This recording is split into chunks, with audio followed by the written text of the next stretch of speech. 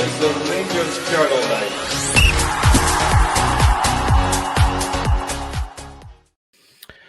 Good morning, good afternoon, or good evening, depending on when you're watching this. You are watching the Rangers Journal. My name is Doug, and this is the Lowdown, your bite-sized video for all the information on our upcoming opponents. Rangers will be facing on Tuesday evening the second leg against Viktoria Plzen after our excellent 3-0 victory in leg one. It is unfortunately, however, sandwiched between a very poor showing against Dundee in the league, where we've dropped points again, a 1-1 draw, saved only at the last minute by a James Tavernier penalty after going 1-0 down and down a man, with Nasojiga getting a red card. We'll go through the details in this match. A lot, of course, will be similar to what we talked about in our first video, but we'll go see for any changes that have occurred since. Looking at the form going into the game, I would say, as I say, we've just come off this draw with Dundee. 3 draws, in fact, four draws and a win in our last 5. Russell Martin is becoming somewhat the master of the draw, drawing various games, and if you go out with that 5, there's more draws against Club Brugge, and some other friendlies as well. Plzen haven't really been much better off in their recent games. They drew to Slovako in their previous game, and the game before us. So they've got a couple of wins, lost, and drawn their couple of draws in their current form as well. In terms of what we're going to be expecting from them, obviously that's going to be largely similar to what we had before. I've not really got anything new from there, although I do think that obviously their tactics will change slightly. They will employ that high press that I noted in the first thing a bit more. I think in this game they're going to have to come out if they want to have any chance of getting through the tie. Obviously with a 3-0 head start, we're doing very well, and we can kind of sit in more and probably take the game a little bit more relaxed. Just need to keep an eye on our defending.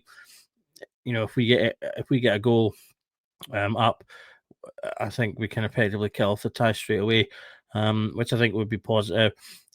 Everything that Plzen will have to do, I think, will play into the style of tactic that Russell Martin employs. Whereas against Dundee, they sat back and behind the ball. I think that and had all their men behind the ball. I think that we will have more space in this game, and the space will open up even more as the match goes on. And Plzen obviously have to attack if they want to try and get through the tie. I think they'll have they're going to have their wing backs high. They're going to try to put pressure on us, outnumber us in those forward areas.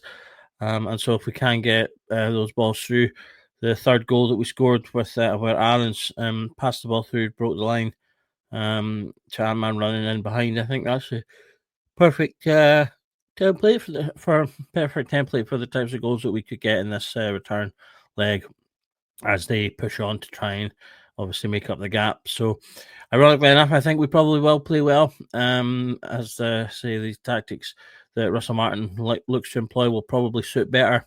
Even the passing about a horseshoe to nowhere suits us perfectly fine. Going into this tie with the lead. So, as I say, everything bodes well for the tie in that respect. In terms of the danger men, they stay the same. Matej Vedra, he gave away the penalty in the first tie, but he is still one of their key players. They had him playing further back due to some of the players that they're missing in the first leg. And Rafael Durusimi, I think it's Durusimi, was bright in that first leg to get a chance very early on, about 6.5-7 minutes. He had a chance from a header that to get more of those, he could be a danger. So I've still got those two as the main sort of danger men for Plzen. In terms of ourselves, well, I think we're as well putting out a similar team, despite the poor performance on Dundee, because, as I say, they are likely to do okay in this game, given the different dynamic and the more additional space. the one change I would make, I would maybe bring in Raskin just for that defensive solidity, play him in his sixth position that he seems to be more comfortable in, and push Rothwell up a bit. I think that might just suit the tie a little bit more. Or indeed, if you want to play with the double pivot, have Raskin and Rothwell sitting and have Cameron slightly further up. You could play it that way as well. I think that would work equally well, and you can see benefits from that. Otherwise, he's as well, I think, naming the same side to get these players to continue playing together, playing in the system, trying to work the system. Obviously, they played it really well in the first leg, so there's no reason they can't do that again in the second leg.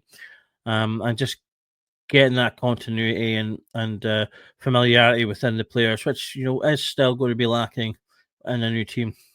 If we can build that up, then maybe that will make the players more comfortable and push them to take more chances and be a little bit more take some more risks with their passing, and in terms of getting the ball forward quicker and out to the wide men quicker, which is what we weren't doing against Dundee. The game changer for this match, I think, is likely to be Jack Butland. He's played reasonably well so far. He kept us in the Panathinaikos tie. We will need him on top form, as I do expect him to have a lot more to do in this one. As I say, Plzen obviously have to push if they want to try and get through the tie. They'll want to get an early goal. So Jack Butland, I think, is going to be key to stopping that from happening. He will making sure that he's on form to save any shots that come his way. I think he will be, as I say, busier than he's been before, and so he'll be the man that will play a big part in making sure that we potentially either keep a clean sheet or keep those goals down from that. So I think he's going to be the key man.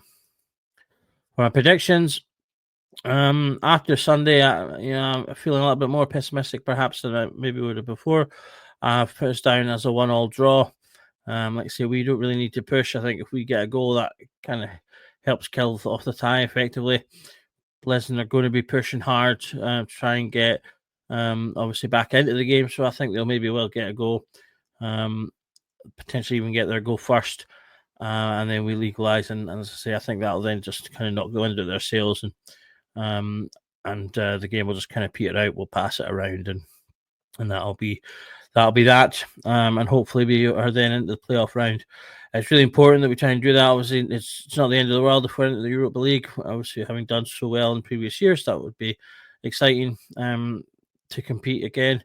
But the Champions League is where everyone wants to be. We want to make up for the poor show we had last time, and also the financial aspects are huge. And if we can get through this, we'll only have the one tie remaining, 2 games against either Bruges or Salzburg. Looking like that at the moment that it's going to be Bruges, and obviously we're a little bit familiar with them, having played them in that friendly. So I do think that's a winnable tie as well. So I think we want to give ourselves the best chance to get through there. So that's a Lowdown for this one. Just a quick one this time around. Obviously, it's a second leg coming so quickly after the first. Not huge amounts of extra stuff to add. From their side, no sort of clear or additional injuries or suspensions. So not much to add in. So if you want, you can check out the first episode where I do go in to their tactics a little bit more deeper, if you want to learn a bit more. But otherwise, we will see you again for the next Lowdown, which will be for the Alva game. And hopefully, as I say, we come through this a nice, simple tie. Just keep things simple. Come out the other side with the win over the 2 legs and get into that playoff round. Good luck to the Bears. Enjoy the game. And just remember that every night is a Rangers Channel night. Thank you.